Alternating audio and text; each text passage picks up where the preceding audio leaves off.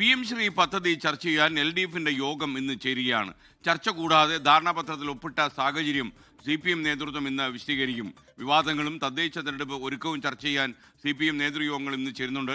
ഷെവീദ് റാവുത്തർ വിവരങ്ങളുമായി തിരുവനന്തപുരത്ത്. Shaveed, good morning. ശരിക്കും LDF അണികളെയും വിശ്വസിപ്പിക്കാനും CPM പ്രവർത്തകരെ വിശ്വസിപ്പിക്കാനും ഒക്കെ നല്ല പാടായിരിക്കുന്നു ഇത്. അപ്പോൾ ഈ കിറാമുട്ടി എങ്ങനെ കടക്കാനാണ് CPM നേതൃത്വം ആലോചിക്കുന്നത്?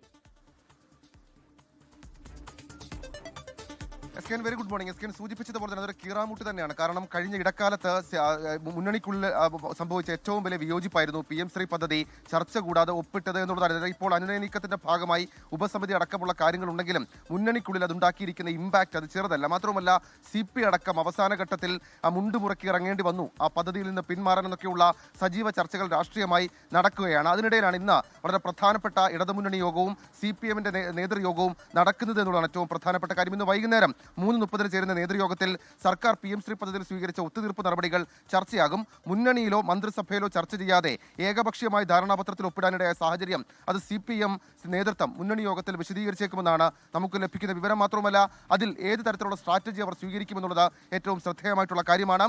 ഈ തദ്ദേശ ഭരണ സ്ഥാപനങ്ങളിലേക്കുള്ള തെരഞ്ഞെടുപ്പിന്റെ ഒരുക്കങ്ങളും ഇന്നത്തെ ഇടതുമുന്നണി യോഗത്തിൽ ചർച്ചയാകും. അതേസമയം ഈ PM ശ്രീ വിവാദത്തിന് ശേഷം ഇത് ആദ്യമായിട്ടാണ് CPMന്റെ സംസ്ഥാന നേതൃയോഗങ്ങൾ ചേരുന്നത് എന്നുള്ളതും ഏറ്റവും പ്രധാനപ്പെട്ട കാര്യം.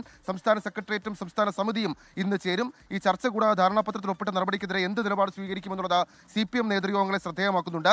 ഈ തദ്ദേശ തെരഞ്ഞെടുപ്പിന്റെ അവലോകന യോഗവും നടക്കും. ഈ മാസം 5-നകം സ്ഥാനാർത്ഥി നിർണ്ണയം പൂർത്തിയാക്കണമെന്നുള്ളതാണ് CPMന്റെ തീരുമാനം. ഈ ക്ഷേമ പെൻഷൻ വർദ്ധിപ്പിച്ചതടക്കമുള്ള ജനക്ഷേമ പദ്ധതികൾ മുൻനിർത്തി പ്രത്യേക പ്രചരണ പരിപാടികളും ഇന്നത്തെ CPM നേതൃയോഗത്തിൽ അതിന്റെ ഒരു മാർഗ്ഗനിർദ്ദേശം അടക്കമുള്ള കാര്യങ്ങൾ ഇന്നത്തെ CPM നേതൃയോഗത്തിൽ പ്രതീക്ഷിക്കാം. ഏതായാലും രാഷ്ട്രീയമായി ശ്രദ്ധേയമാകുന്നത് PM ശ്രീ പദ്ധതിയിൽ മുന്നണിയിൽ ഉയരുന്ന എതിർപ്പുകൾ മാത്രമല്ല CPM നേതൃയോഗങ്ങളിൽ ഏത് തരത്തിൽ ആ മുന്നണിക്കുള്ളിലെ എതിർപ്പിനെ മറികടക്കണമെന്ന തരത്തിലേക്കുള്ള കൂടിയാലോചനകൾ വരുന്നത് ഇത് രണ്ടുമാകും ശ്രദ്ധേയമാവുക.